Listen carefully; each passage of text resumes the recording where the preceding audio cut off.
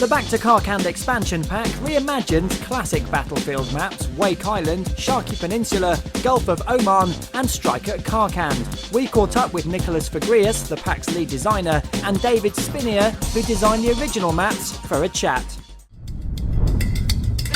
2 months ago we basically thought of how could we make a really cool experience for the core fans and the new fans, and it felt kind of natural to revisit the epic maps of BF2. So you designed some of those maps. I did Strike at Karkand and I did Sharky Peninsula. And why do you think people really liked Strike at Karkand? Apparently it's one of the top maps ever. It has the infantry stuff. It's super intense. I can barely survive 5 seconds on it. But it also has the kind of the mix of vehicle in there as well. Also, I had a very specific kind of design idea for it when I designed it originally, and I think that part kind of came through. And Nicholas, you've been applying the Frostbite 2 touch to Strike at Karkand. How's that been for you?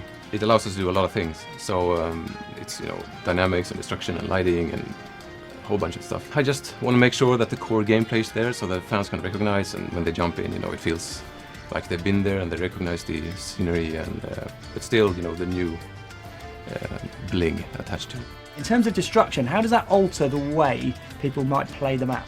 You can, blow a hole in the wall if someone's hiding and no one is safe behind cover and so on. So that interesting, new gameplay dynamic will be in Karkand as well, the new one. So and that's one of the challenges, to make sure that fits with the core gameplay and make sure it's fun. And in terms of the vehicles, is it going to have the same vehicles that you put in there, or is it going to be different ones? You're going to see some of the old vehicles from BF2 and refamiliarize yourself with them. Do you think Frostbite 2 gives you more freedom in terms of being more creative with the Strike at Karkand map and the other 3 as well in the pack? Yeah, it does. It's a really dynamic engine, and we can do tons of stuff.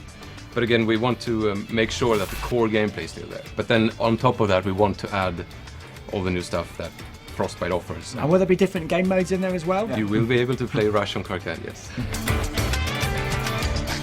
So ultimately for you guys, what do you think is more rewarding? Starting afresh and coming up with some new map designs, or maybe changing one that already exists, such as Strike at Karkand, and giving it a new lease of life? Personally, and this is just me, I love creating new maps, but it's been really interesting, kind of rewarding to see these guys work on something I did. I think we got a new audience just releasing BC Bad Company 1 and Bad Company 2 for consoles.